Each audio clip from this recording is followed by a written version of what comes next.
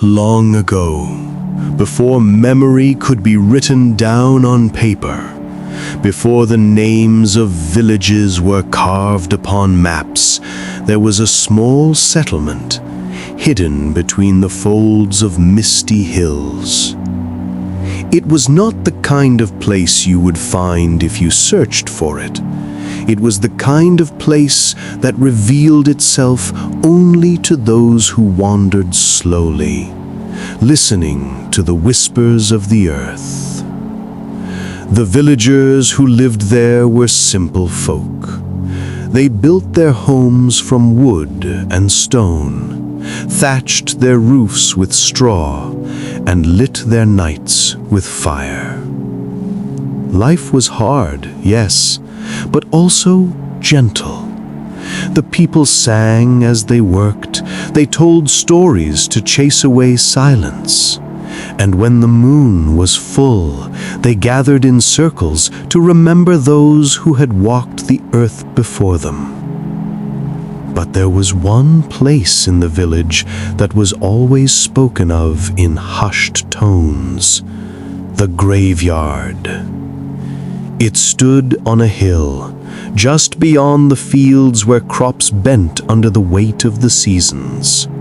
From far away, the graveyard looked like a crown upon the earth, its stones rising unevenly against the sky, its shadows stretching long at dusk. The villagers rarely went there unless they had to. They believed that the air upon that hill was heavier, older, filled with things unseen. Mothers warned their children never to play near it, and the elders always crossed themselves when the wind blew from that direction. And yet, though fear lived in the whispers of the people, the graveyard itself was quiet.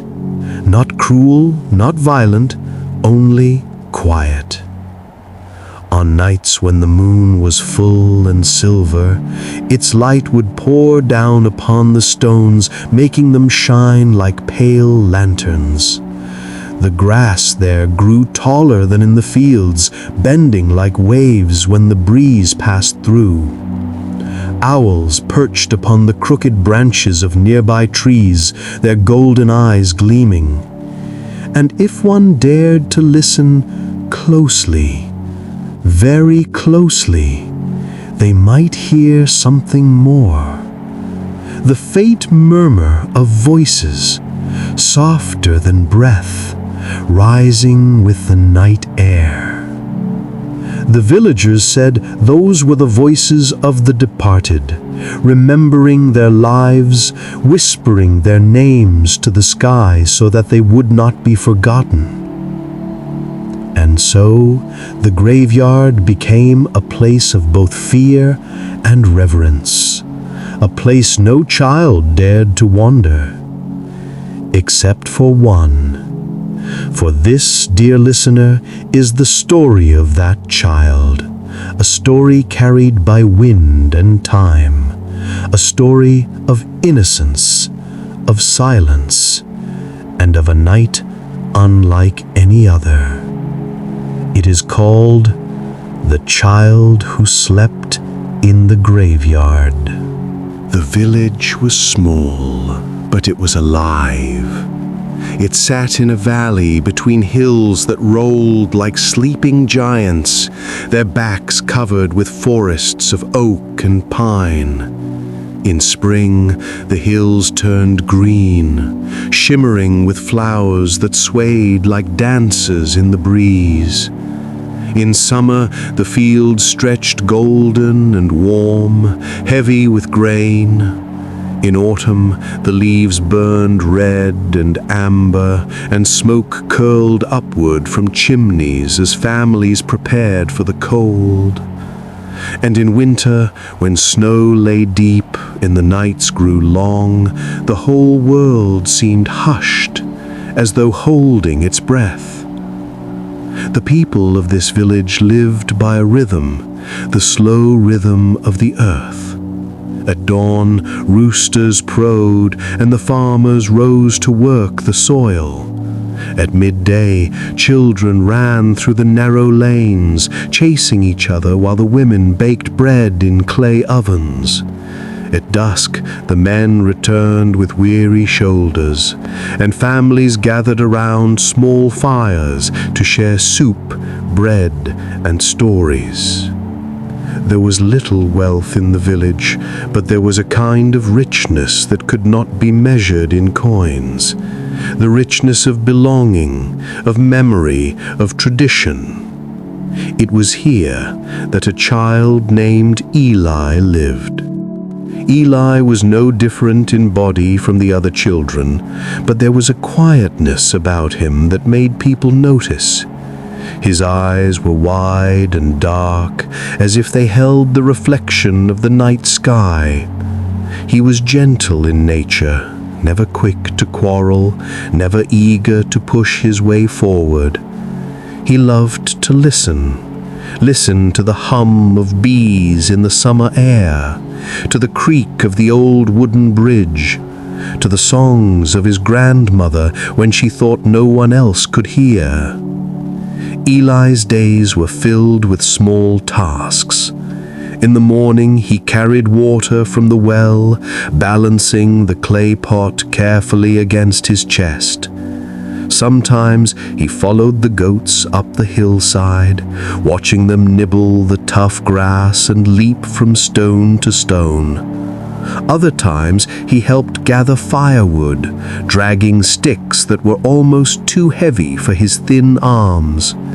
He was not strong, not fast, but he was patient, and patience was a kind of strength of its own.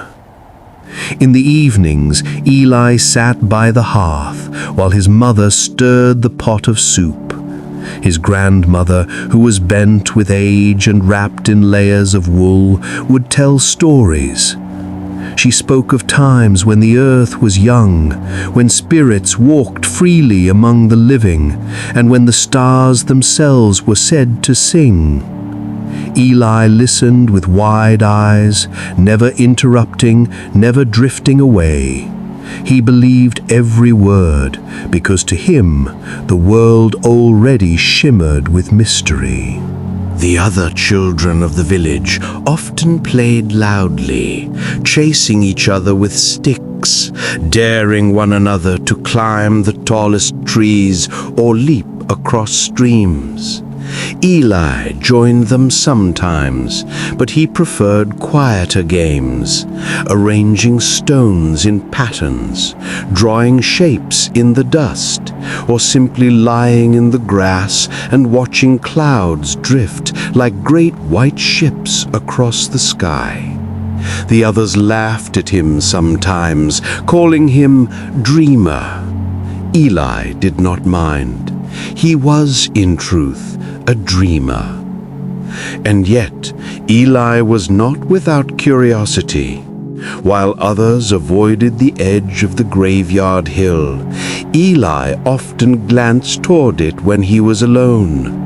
He would pause at the end of the fields, gaze at the crooked stones against the sky, and wonder what secrets lay within. His grandmother's stories had taught him not only to fear, but also to respect. The dead, she once said, her voice low and steady, are not gone. They are like roots of the tree. You do not see them, but they hold us in place. Those words stayed with Eli. On nights when the harvest moon rose, he would lie awake on his straw bed, listening to the soft sigh of wind moving through the shutters. He imagined the graveyard bathed in silver light, the stones glowing, the shadows deepening. He wondered whether the voices whispered truly, whether the spirits remembered their names.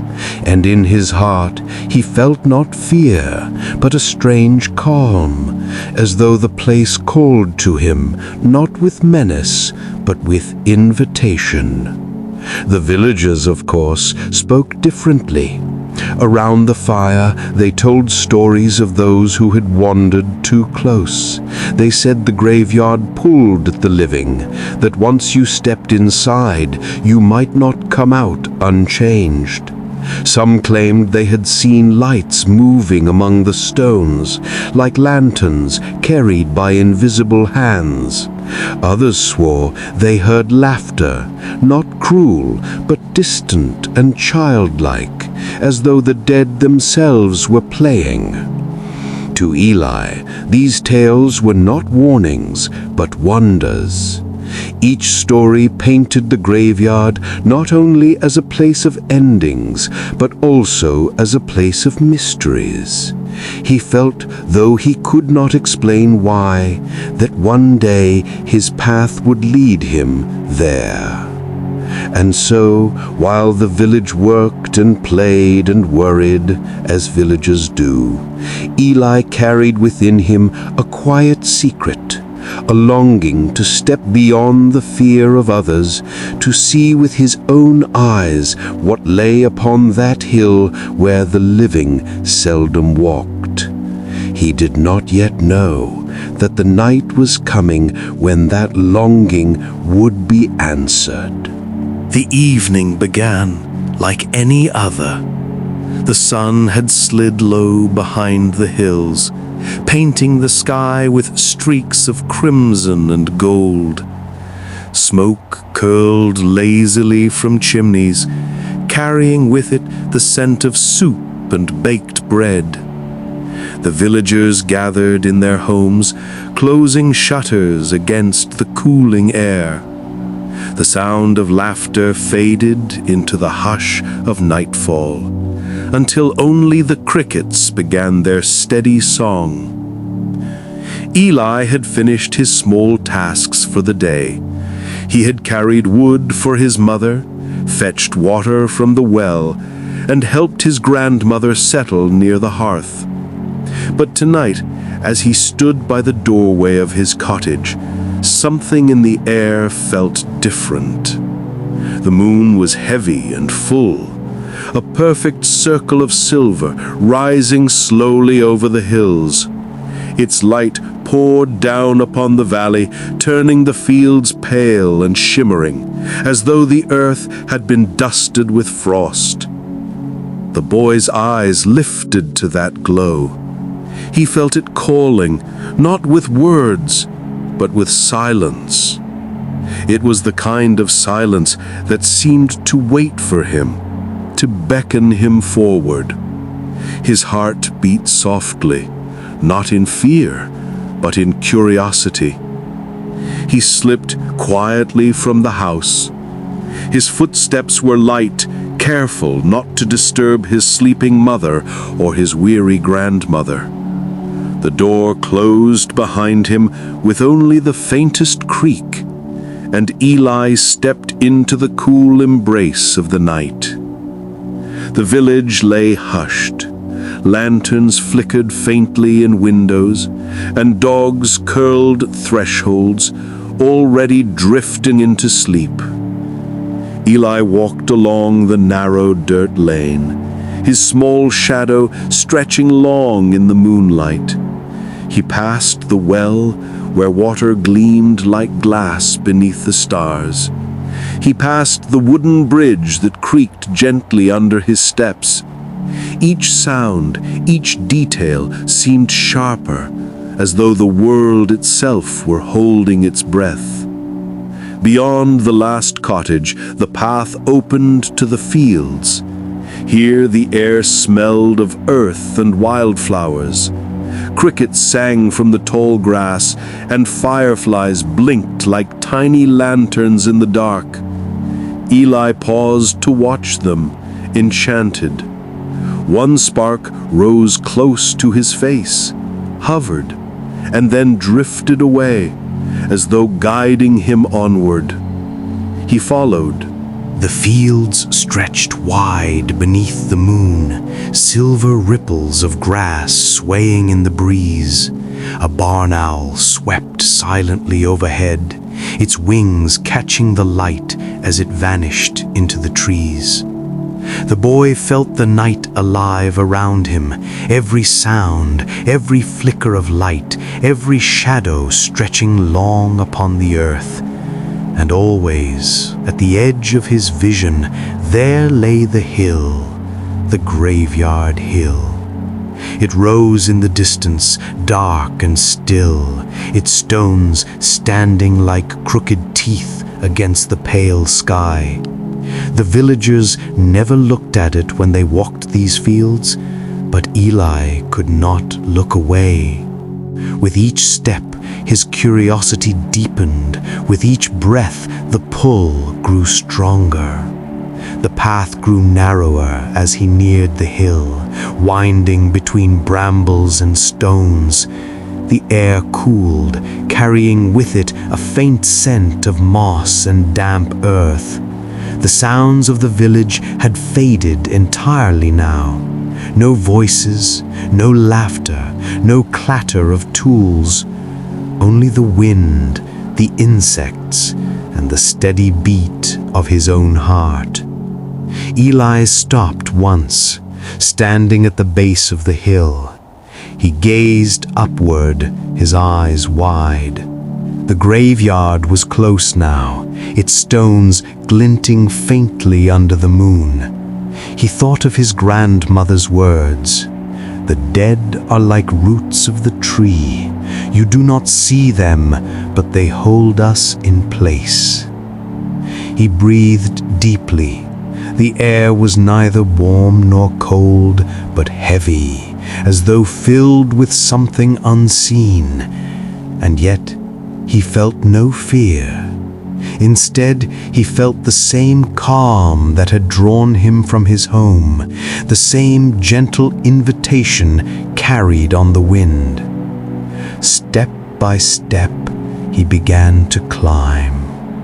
The grass brushed against his legs, whispering softly. The owl called once from the distance, its cry echoing over the valley. The moon followed above him, casting long shadows across the path.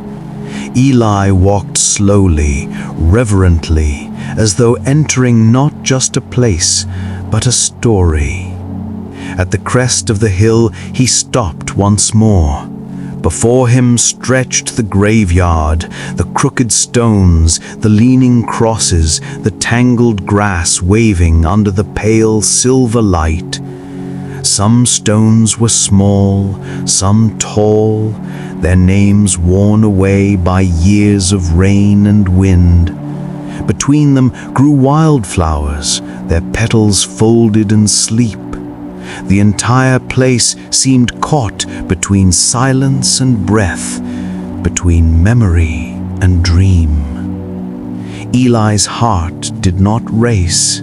It slowed, steady and calm, as though he had arrived at a place that already knew him. He stepped softly into the graveyard, the sound of his footsteps swallowed by the earth.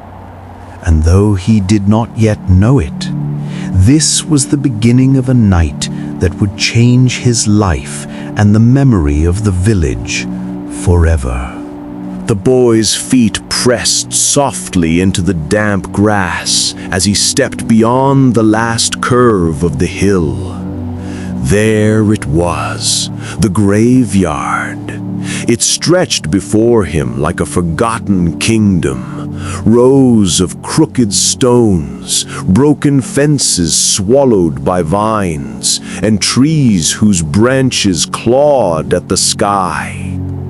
The moonlight fell heavily upon the place, cold and pale, turning every stone into a silent watcher. The air was different here. It was thicker, colder, filled with a stillness that seemed to breathe. Each sound carried strangely. The rustle of grass, the faint creak of a leaning cross, the whisper of the wind sliding through cracks in the stones. Eli stopped, listening. At first, there was nothing. Then, faintly, he heard it, a low hum, as if the earth itself was speaking beneath his feet. The boy's breath clouded in the air, though the night was not cold. He looked to his left.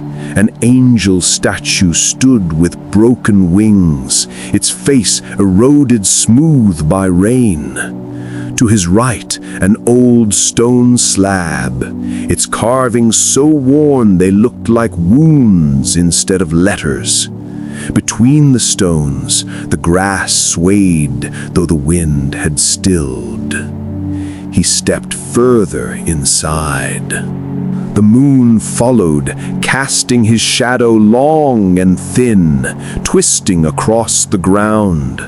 The shadow bent strangely, stretching across graves, almost reaching toward stones where no light should fall. Eli paused, staring at the shape. For a moment, it looked longer than his body, as though something unseen stood behind him. An owl cried sharply in the distance. The sound echoed, then faded into silence. Eli walked on, weaving between graves. Some leaned so far they seemed to bow toward him. Others stood jagged and tall, their tops cracked like broken teeth. From one stone, ivy curled downward, thick as rope. Another was split in half, the earth beneath it open just enough to reveal darkness within. He tried not to look too closely, but the graveyard wanted him to look. Everywhere his eyes turned, there were shapes that seemed almost alive. A carved cross that resembled a figure with outstretched arms. A cluster of stones that looked like hunched figures kneeling. A tree whose bark twisted into something that almost resembled a face. He blinked once, and the illusions remained. They were not tricks of the eye.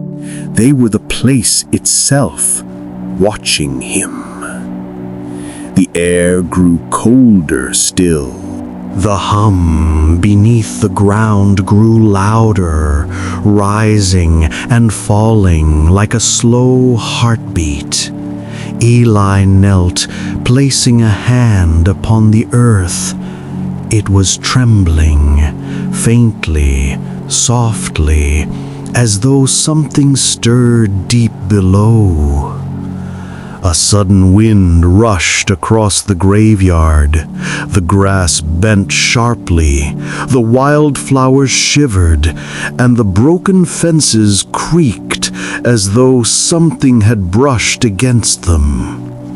The boy wrapped his arms around himself, shivering, though he was not afraid. Not yet. Then came the voices. Soft at first, like sighs, then clearer, as though carried on the wind. Whispers, many whispers.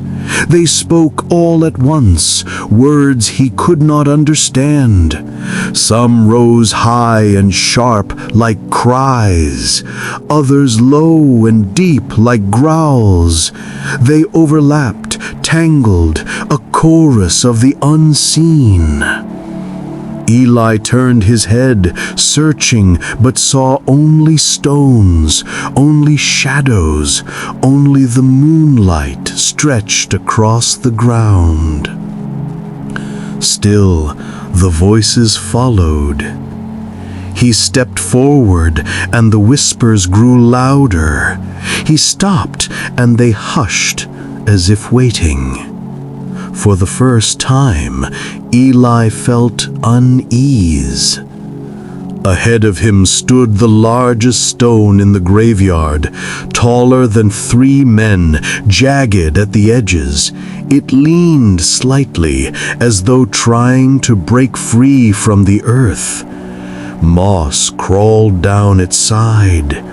At its base, the grass was darker, almost black, and no flowers grew there. The boy moved closer. As he did, the whispers fell silent. The whole graveyard hushed, as though holding its breath. The only sound was the beating of his heart. He lifted a hand, touched the cold stone, and the earth shivered. A groan rose from beneath the ground, long and heavy, like the sigh of something ancient. The air grew icy, his breath spilling white clouds. Shadows thickened between the graves, twisting into shapes that reached upward like hands. The stone beneath his touch pulsed faintly with warmth, though it should have been freezing. Eli's eyes widened. He felt as though the stone was alive. The silence shattered. The whispers returned, louder now, urgent. They filled the air around him, 1,000 voices speaking all at once, circling him, rising into a frenzy. The wind screamed through the trees, the grass whipped violently, the shadows stretched long, bending, writhing, and then he heard one voice above the rest, clear, close, right behind him, a whisper that said his name. Eli. The boy froze. Slowly he turned, but there was nothing. Only the crooked stones, only the shadows, only the pale face of the moon, watching. Yet he knew he was no longer alone. The silence after the whisper of his name was heavier than before. It pressed against Eli's chest, as if the very air wanted to hold him in place. The boy stood still, his small hands trembling at his sides. His eyes swept across the crooked stones, the gnarled trees, the restless grass. Nothing moved. And yet he felt it, a presence, many presences, watching, waiting. The ground pulsed faintly beneath his feet, like a slow, ancient heartbeat. The boy swallowed hard and took a step forward. The whispering voices, faint as breath, stirred again. At first they came from far away, from the edges of the graveyard, weaving in and out of the wind, words he could not understand. Some high, like the cries of children at play, some low, like the murmurs of men deep in thought. They rose and fell, as if the graves themselves were speaking in their sleep. Eli stopped near a cluster of stones. Moss hung thick upon them, and one had split down the middle like a mouth opening. He peered at it carefully. The voice grew louder there, clearer. Lost. He blinked. Did he hear it truly, or only in his mind? Cold. His breath quickened. He looked to the left. A smaller stone leaned so close to the ground it seemed ready to fall. Grass grew thick around it, shivering though the air was still. Child. His name again. No, not his name, but the word itself. Child. A whisper drawn out, soft and long, curling in the air like smoke. The boy turned quickly. Behind him, nothing. Only the leaning statue of a broken angel, its face worn smooth, its arms spread wide in silent welcome. The angel's shadow fell across Eli's feet, though the moon was high overhead. He stepped back, and the shadow moved with him. The boy's breath caught. He whispered, barely audible, "Who's there?"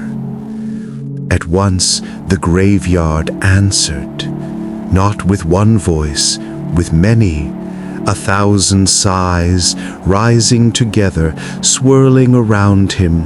The grass bent as if pushed by invisible hands. The ivy upon the stones trembled. The air thickened, carrying with it the scent of damp earth, rusted iron, and something older, something like dust sealed in crypts. Shapes began to form in the mist, pale, wavering shapes, fragile as candle smoke. They drifted upward from the ground, one by one, until a dozen stood around him. Not solid, not clear. Faces blurred, hands like shadows, robes of mist flowing into the night. The boy's heart hammered, but his feet would not move. He was caught between terror and wonder. The spirits circled him slowly, their whispers braided together, soft but endless. He caught fragments, names, memories, fragments of prayers. Do you see us? Remember, forgotten, the child among us. One spirit floated closer. Its face was faint, almost human, almost not. Empty eyes of pale light gazed into his. Its mouth moved, but the words came from everywhere at once. You should not be here. Eli's lips parted, but no sound came. Another voice followed from behind him, softer, almost kind. And yet, he is here. The spirits drifted nearer. They did not touch him, yet the cold from them sank into his skin, into his bones. He shivered violently, but still he did not run. Something deep inside told him that if he fled, they would follow. Better to stand, better to listen. The voices wove together. Why have you come, child? Lost your way? Seeking something? The living should not lie down among the dead. The words circled him like a chant. The boy finally found his voice. His whisper was thin, trembling. I was tired. I only wanted to rest. The spirits hushed. For a moment, silence blanketed the graveyard once more. Then slowly the whispers returned, different now, softer, almost curious. Rest, rest. He wishes to rest. A child resting with us. The mist thickened, rising higher, weaving like threads around the stones. The pale shapes seemed to lean toward him, tilting their heads as though they could not believe what they heard. A living child asking for nothing but sleep. The tallest spirit drifted closer. It towered above him, its form stretched like a shadow without end. When it spoke, the ground trembled faintly beneath Eli's feet. Then rest, child. Rest and dream with us. The voices echoed the command.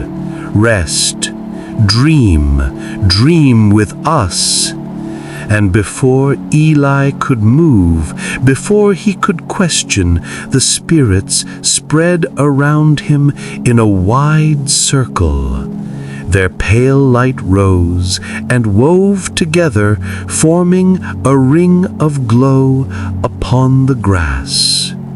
The boy's knees buckled, his body felt heavy, pulled downward as though the earth itself opened arms to cradle him. He lowered himself slowly, lying upon the cool grass beside the largest stone. The voices hummed around him like a lullaby, eerie and endless. His eyes fluttered shut, and as he drifted into sleep, the whispers followed him, not fading, but entering his dreams. The boy's eyelids grew heavy under the weight of whispers. He did not fight sleep, he surrendered to it. The earth beneath him felt like a bed of velvet moss, cool and strangely welcoming. The circle of pale light around him pulsed once, twice, and then darkness. But the darkness was not empty. It was alive. Eli found himself floating, though he did not know if it was his body or his mind. Around him stretched an endless night sky, but instead of stars, there were eyes. Dozens, hundreds, pale eyes, each blinking slowly, gazing into him. They did not threaten. They watched, patient and silent. A voice rose, not from the ground, not from the air, but from within his own head. Dream with us, child. See what we have seen. The eyes shimmered and shifted, the darkness cracked like glass, revealing a world beneath it. Eli fell through. He landed softly on cobblestones. The air was warm, filled with the sound of laughter. He looked around, bewildered. He stood in the same village he had known all his life, but it was different. The houses were newer, their thatched roofs unbroken, the wooden beams freshly carved. Smoke curled happily from chimneys, and lanterns hung from doors. People bustled about, women carried baskets of grain, men hauled wood, children ran barefoot, their laughter ringing in the air. Goats bleated, dogs barked, the marketplace overflowed with life. Eli's heart leapt. He wanted to run to them, to speak, but no one looked at him. He called out, his voice carried no sound. He reached for a passer-by, his hand slipped through as if through mist. This was not the present, this was memory. The village as it once was. the vision shifted. Clouds thickened above, rolling black and heavy. The laughter of children faded. The air grew colder, stiller. At the edge of the village, shadows gathered. Not night shadows, men. Their faces hidden by hoods, their hands carrying torches. The villagers screamed as the strangers advanced, fire and iron flashing in their hands. The marketplace erupted into chaos. Mothers grabbed children, fathers raised tools as weapons, but the invaders were too many. Flames swallowed the houses, screams cut through the air like knives, smoke choked the streets. Eli stumbled back, clutching his head. He could not close his eyes. The vision forced him to see. The strangers herded the villagers toward the hill, the very hill where the graveyard would one day stand. He watched as men, women, and children were bound, their cries echoing into the night. The hooded leader raised his torch high. His voice carried in a language Eli did not know, a chant that made the ground tremble. The villagers begged, but mercy never came. One by one, their lives were taken, swift, brutal, merciless. The earth drank their blood, and where their bodies fell, stones were placed, crooked, unmarked stones. Graves, the first graves. Eli wept, though no tears came in the dream. His small voice broke through the silence. "Why are you showing me this?" The voices answered, all at once, everywhere at once. "Because you sleep among us. Because you asked for rest. Because the dead remember." The vision twisted again. The village now lay silent. Houses stood blackened and hollow, charred wood jutting into the air. No laughter, no smoke, only ashes. Where once there had been life, only ruins remained. The ground was scarred, the soil dark. And upon the hill the graves grew in number, stone after stone, rising like a forest of sorrow. Eli's chest ached. He saw children like himself, shadows of their last moments, running, hiding, crying. He saw mothers clutching infants, their voices lost in screams. He saw the hooded men vanish into the night, their torches leaving trails of fire that stained the earth. And then he saw something more. From the ashes of the village, something rose. Not a man, not a beast, but a shape, tall, twisted, a figure cloaked in shadows. Its face was hidden, but its eyes glowed like embers. It moved slowly, deliberately, standing watch over the graves. The whispers hushed, as if even they feared to speak. Eli felt the weight of its gaze. Though it did not move, he knew it saw him. The shadow figure lifted a hand long and skeletal and pointed at him. The dream cracked. The world shattered into shards of light and smoke, spinning, tumbling, pulling him downward. He fell deeper, deeper, until the voices returned in a hiss. Do you see now, child? Do you see what sleeps beneath your bed of grass?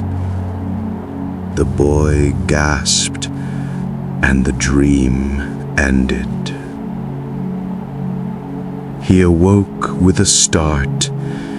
His body lay upon the graveyard grass, the mist still curling around him.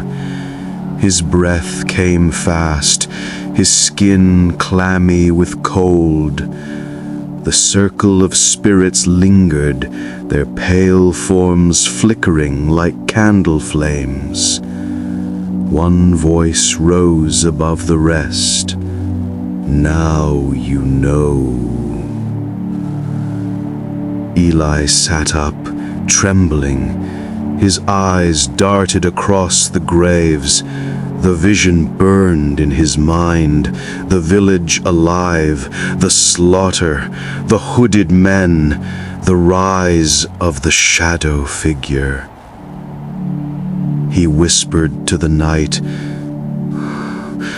"What am I supposed to do?"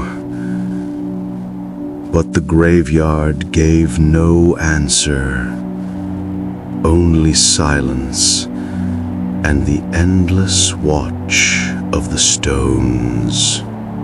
The night had grown heavier. The moon, once bright, seemed veiled by a shroud of drifting clouds.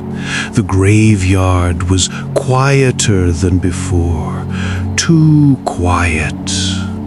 The whispers had stilled, the mist hung motionless, and even the owls had fallen silent. Eli sat upon the damp grass, trembling. The memory of the vision clung to him like a second skin. His chest rose and fell quickly, his breath fogging in the icy air. The words still echoed in his mind. "Do you see now, child?" He hugged his knees to his chest, listening. The silence pressed close. Stones leaned toward him like eavesdroppers waiting for his answer. Then footsteps, slow, heavy, unearthly. Eli froze. The sound came not from the path, not from any visible form, but from the very earth itself. The ground trembled faintly with each step. From between two crooked slabs of stone, a shadow began to gather. It did not rise like mist, nor move like a man. It thickened, pouring itself upward as if darkness were liquid, tall, taller, until it loomed above the boy. A figure cloaked in blackness, its shape shifting like smoke. Where its face should have been, there was only deeper night, except for the eyes. Two burning embers fixed upon him. Eli's heart nearly stopped. He wanted to run, but his legs were bound by fear. He wanted to scream, but his throat was dry as dust. The figure stepped closer. The grass withered beneath its feet, turning brittle and gray. The mist recoiled, swirling away. Even the gravestones seemed to bend, as if leaning away, in respect or in dread. The boy whispered, barely audible, "You're the one from my dream." The eyes flared, the shadow tilted its head. When it spoke, the voice was not one but many, deep, layered, echoing from the ground, the stones, the air. Not dream, memory. Eli swallowed. His voice cracked as he asked, "Who are you?" The figure stood taller, stretching impossibly high, its form brushing against the low clouds. Its eyes glowed brighter, like coals fanned by breath. Guardian. The word trembled through the night. Stones cracked faintly, as if in answer. The boy frowned, clutching himself tighter. A guardian? Of what? The shadow leaned down, lowering its face close to his. The air grew colder, his breath spilling white in the dark. Its ember eyes burned into him. Of them. The ground shifted. From every grave, a faint glow seeped upward, pale, ghostly lights rising like breath. The spirits stirred again, their shapes wavering in the mist, circling silently. They did not whisper now, they only watched. Eli's eyes widened, his small voice trembled. The villagers? The shadow straightened, towering over him once more. Slain, forgotten, bound to this earth. I keep their silence, I guard their rest. None may disturb them, save the child who dared to sleep in their bed. The words struck him like stones. He had not meant to intrude. He had only been tired, seeking rest. Yet now he was entangled in something vast, something ancient. The boy shivered. I didn't mean to. I'm sorry. The figure's ember eyes dimmed, then brightened again. The silence stretched. Finally, the voice rolled through the night. The living never mean, but they always take.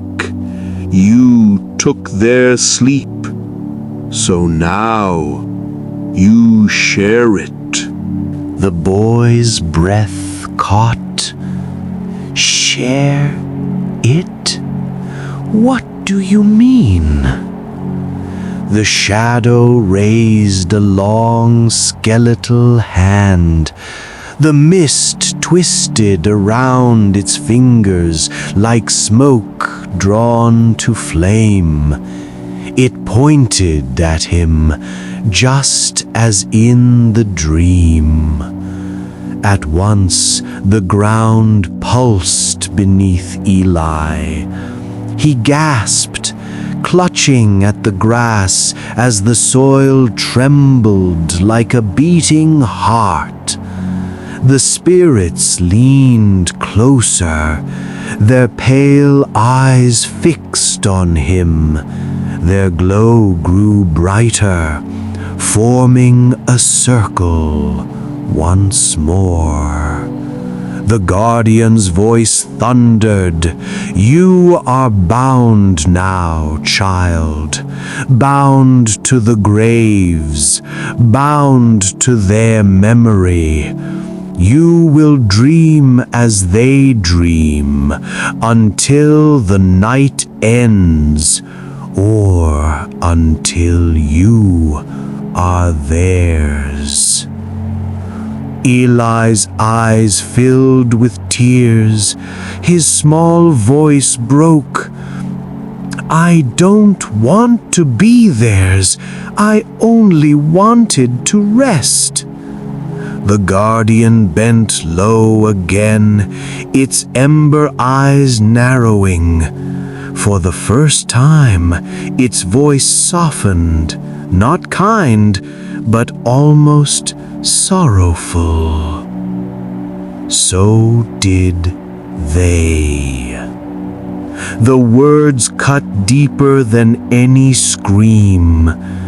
Eli's vision blurred as the circle of spirits closed tighter. The ground beneath him glowed faintly, threads of light weaving upward around his body. His hands trembled as he tried to pull free, but the light bound him gently, firmly, as though the graveyard itself refused to let go. The guardian loomed above, unblinking, eternal, and in that moment, Eli understood. This was no chance encounter.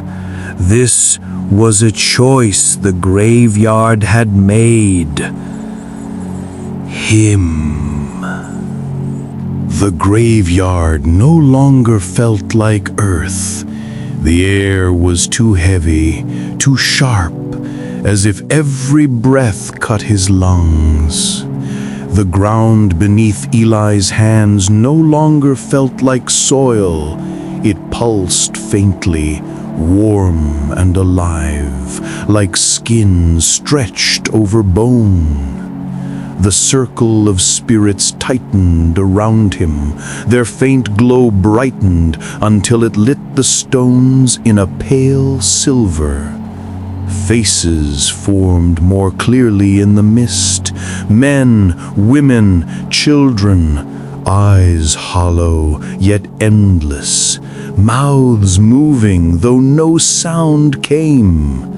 They stared, not with malice, but with a hunger that chilled him more deeply than hatred. Above them all, the guardian stood, vast and immovable, its ember eyes fixed upon him. Its voice rumbled from everywhere at once. "The binding begins."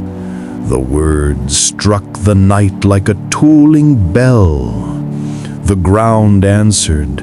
The soil beneath Eli's legs split faintly, cracks spreading outward in jagged lines. From the openings, light poured, a ghostly silver weaving upward like strands of silk. They wrapped around his wrists, his ankles, his chest. The boy cried out, struggling, but the threads only tightened.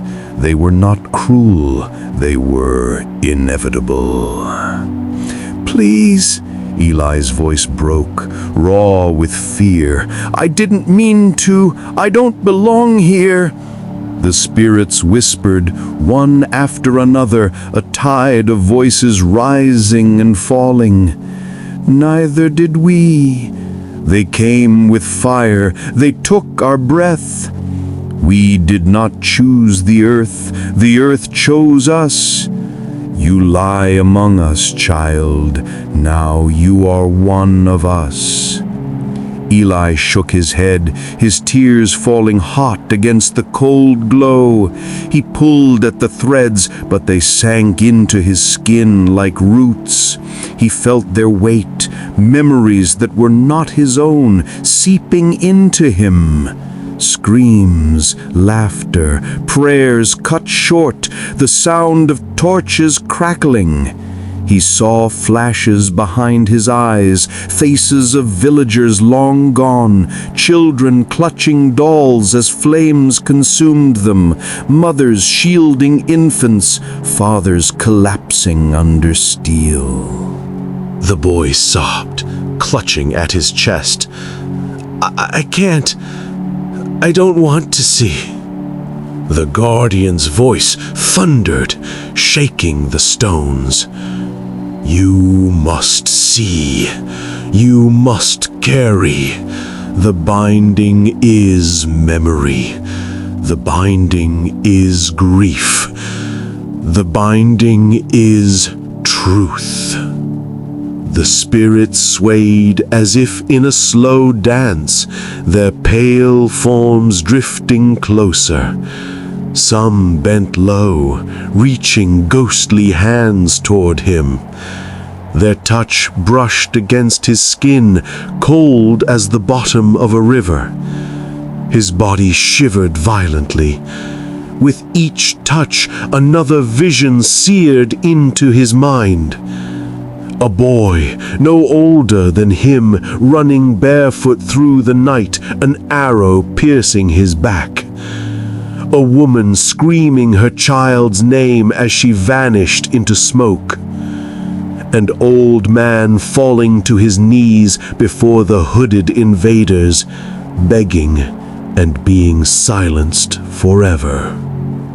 Eli cried out, pressing his palms to his face, but the visions poured through him, unstoppable, endless. The threads of light bound tighter, sinking deeper, until they no longer looked like threads at all, until they resembled roots, veins, weaving into him.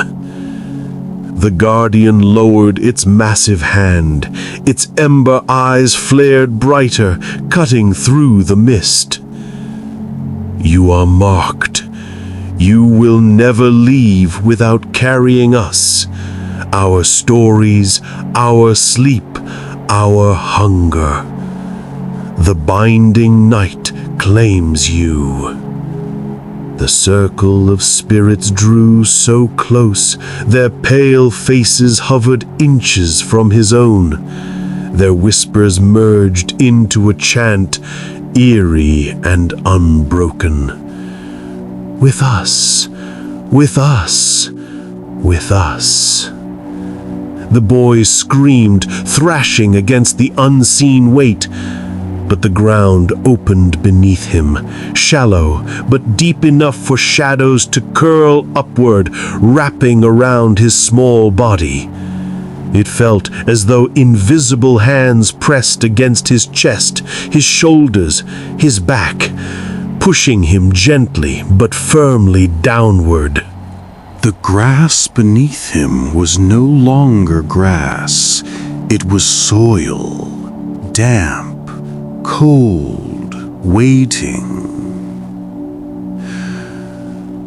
The child who had come seeking rest was being pulled toward the eternal bed. No, Eli cried, clawing at the earth. I don't want to stay. For the first time, a single spirit broke from the circle. A woman, her face gaunt, her eyes pools of sorrow.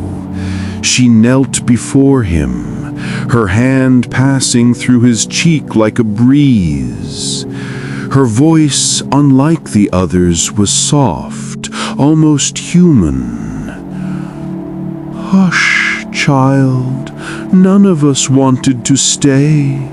But now we are here, and now you are with us. Eli shook his head furiously, sobbing, No, I want to go home. I want my village. I want the fields. I want the morning. The guardian shadow stretched wider, swallowing the graves. There is no morning here, only night, only memory. You will dream as we dream, and the dreams will never end.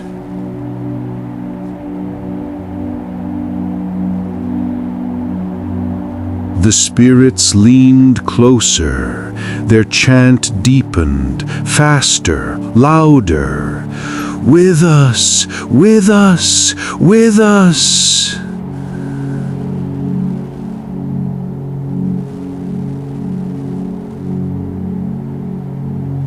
The threads of light surged, pulling tighter. Eli's body sank lower into the trembling earth. His hands clawed at the soil, tearing roots, digging, desperate. But the ground closed around his fingers, binding them. The moon above dimmed, hidden behind a wall of cloud. The graveyard was plunged into near darkness, broken only by the pale glow of the spirits and the ember eyes of the guardian. And as the boy's scream tore through the night, the wind itself seemed to carry it away, scattering it across the stones. The binding had begun. The earth tightened its hold on Eli. His fingers clawed at the soil, but every handful turned to smoke before he could scatter it. The glowing threads pulled deeper into his skin, burning cold like ice pressed against fire. His breath came in shallow gasps, each one swallowed by the endless chant, "With us, with us, with us." The circle of spirits loomed close, their hollow faces bending toward him, their pale eyes unblinking. Some seemed sorrowful, others empty, others expectant, waiting for him to yield. Above them all, the guardian stood, a mountain of shadow, its ember eyes fixed upon him, unflinching. The towering figure raised its skeletal hand once more, and the ground quivered beneath its command. "You are bound, child. You will lie with us. You will dream with us. You are theirs now." Eli screamed, thrashing wildly, his small body shaking with every ounce of resistance he had. "No, I don't want to stay. I don't belong here." The guardian's voice rolled like thunder. "None belonged here, yet all remain. Why should you be different?" The boy sobbed. His tears streaked his dirt-stained cheeks. His heart pounded against his ribs, frantic, desperate. For a moment he thought of his village, the warm fires, the laughter, the goats bleating on the hills, the old grandmother's stories. He thought of morning sunlight, of the scent of bread baking, of the river glistening under the sun. And then he thought of what he had seen: the slaughter, the hooded men, the flames, the endless graves. Something inside him shifted. A small spark, fear turning into defiance. He lifted his head, staring up at the guardian. His voice trembled but carried through the silence. "Because I am alive." The spirits hushed. The chant faltered. Even the wind stilled. The guardian's ember eyes narrowed. The shadows rippled across its form like boiling smoke. "Alive?" "Yes," Eli cried, his chest heaving. "I still breathe. I still dream. If you bind me, then I'll never carry your memory. I'll only be another shadow like you. But if you let me go, if you let me live, then I can remember you. I can tell the story. I can carry your names."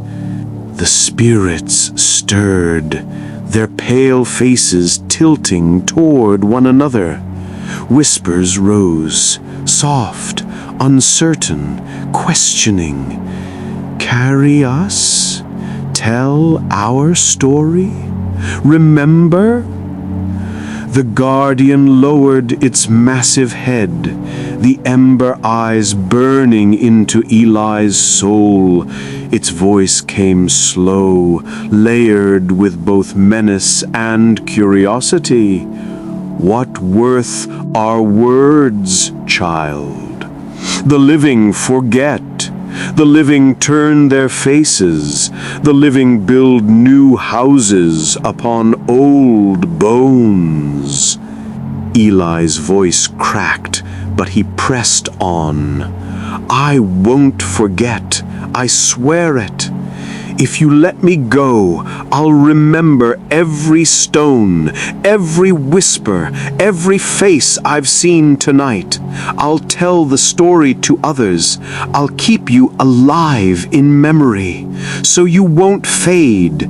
Isn't that better than silence? The ground stilled. The threads binding him loosened slightly, quivering like roots hesitating to release their hold. The spirits leaned closer, whispering not in one voice, but in hundreds, overlapping like waves. To be remembered, to be spoken again, to live in words, not silence. The guardian straightened, towering above all. Its shadow stretched across the entire graveyard, swallowing stone, grass, and mist. Its ember eyes flared brighter, brighter still, until the boy had to squint against the heat of their glow. At last, the voice came, deep and terrible. Then bargain. Eli's breath caught. Bargain? Yes, child. The living never take without cost. If you would walk away, you must carry something. Memory is weight. Story is chain. To speak of us is to bind yourself still. You will live, but never free, never untouched. The spirits swayed as if in agreement, their whispers forming a chant anew. Carry us, bind yourself, carry us. The boy trembled. His mind raced. The thought of walking away with nothing seemed impossible now. The graveyard had already carved itself into his soul. He would never forget what he had seen. So he swallowed, lifted his chin, and whispered, "What must I do?" The guardian's skeletal hand lowered, its clawed finger pointing once more at him. You will speak our story. You will speak it to every ear that will hear, every heart that will listen. Our names will not vanish. Our blood will not be buried. If you fail, if you forget, if you turn your face like all the others, then you will return, and you will not rise again. The boy's heart pounded. He thought of the faces in the mist, the voices in the wind. He thought of the villagers who had been lost, their laughter stolen. Slowly, he nodded. I promise. The guardian's ember eyes blazed like fire struck from stone. For a long, terrible silence, nothing moved. Then the ground released him. the glowing threads uncoiled, dissolving into silver mist. The soil beneath him stilled, hardening once more into earth. The spirits stepped back, their pale forms flickering. Some gazed at him with sorrow, others with relief. One by one, they bowed their heads, not to him, but to the promise. The guardian straightened to its full, impossible height. Its shadow stretched to the horizon. Its voice rolled through the night like thunder breaking mountains.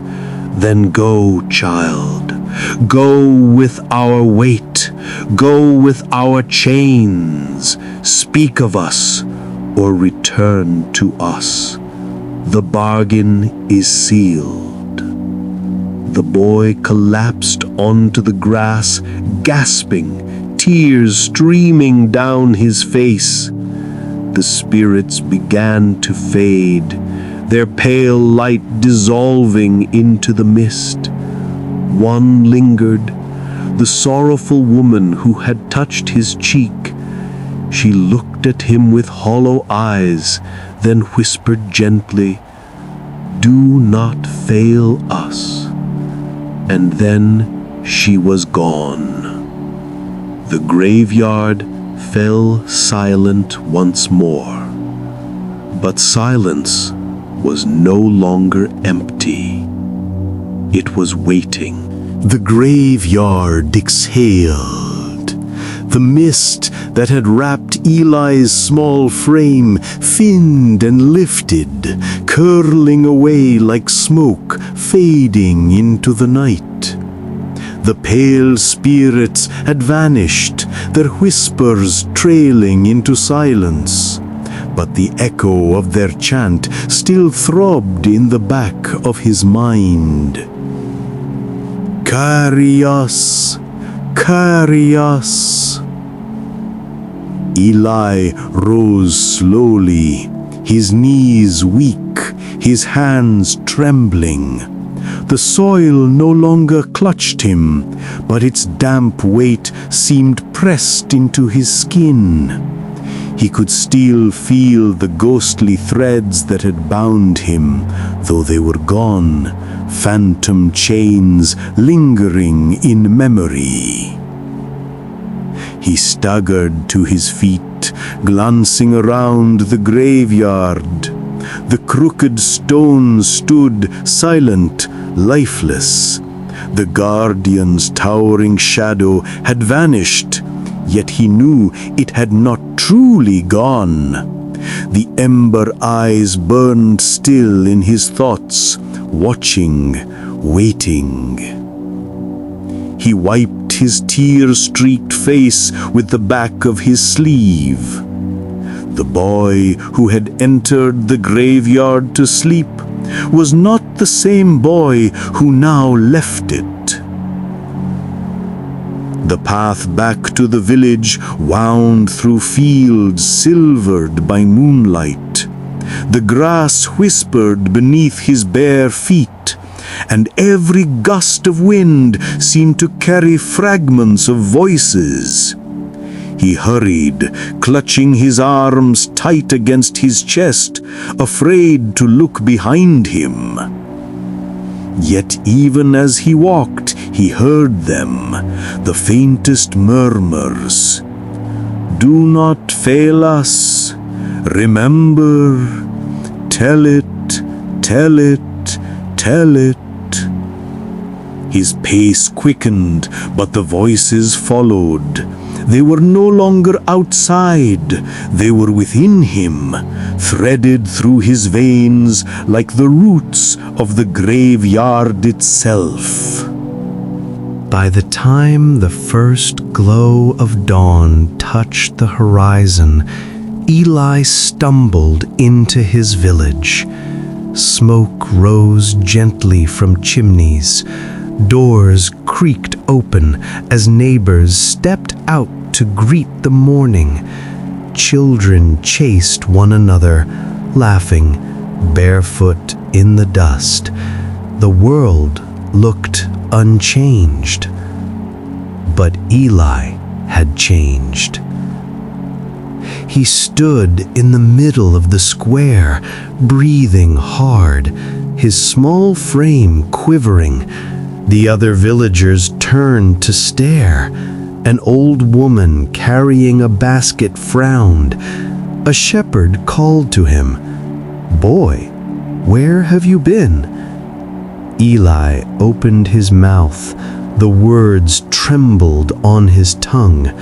For a moment, he thought he could remain silent, bury the night deep within his chest. But then he felt it, the chains of the bargain tightening. His breath caught, his heart pounded, and he knew if he refused to speak, he would not remain alive for long. So he began. At first, the words spilled clumsily. He told of the graveyard, of the spirits, of the guardian. He told of the whispers and the faces in the mist. The villagers gasped. Some laughed nervously. Others crossed themselves in fear. Children huddled close, wide-eyed. But Eli kept speaking. He spoke of the massacre, of the flames and the invaders, of the screams that had been buried in silence. He repeated the names he had heard in the whispers, names that felt carved into his soul. He painted every vision in terrible detail until the crowd grew hushed, no longer laughing, no longer doubting. The morning sun climbed higher, yet the square felt cold. Some villagers wept quietly, others whispered among themselves, troubled. The old grandmother, the same who once told stories by firelight, leaned forward, her wrinkled hand trembling against her cane. "You carry a heavy thing, child," she murmured. "Stories that cut deeper than blades. Do you know what you've done?" Eli nodded slowly. His voice was hoarse but steady. "I made a promise."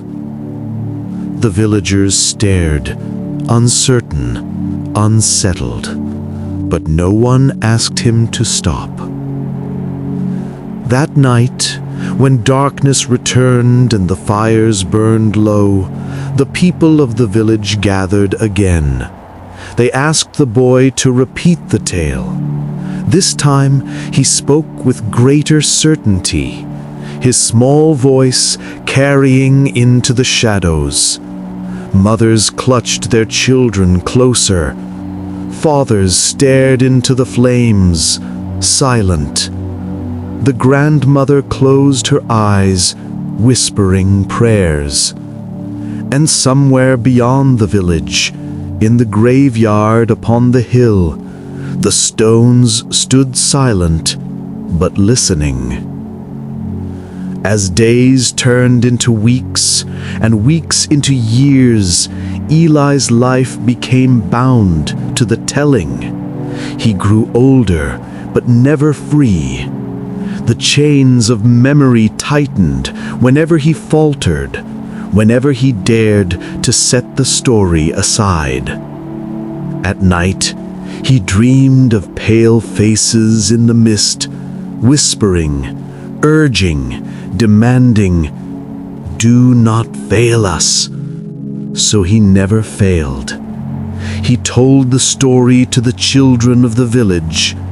He told it to travelers by the roadside. He told it to anyone who would pause to listen.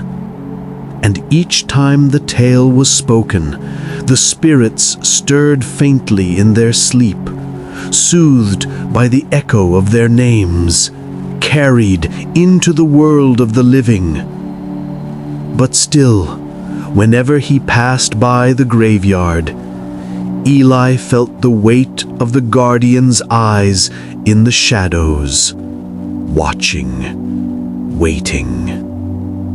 For the bargain was never broken, and the child who once slept in the graveyard would forever carry the silence of the dead.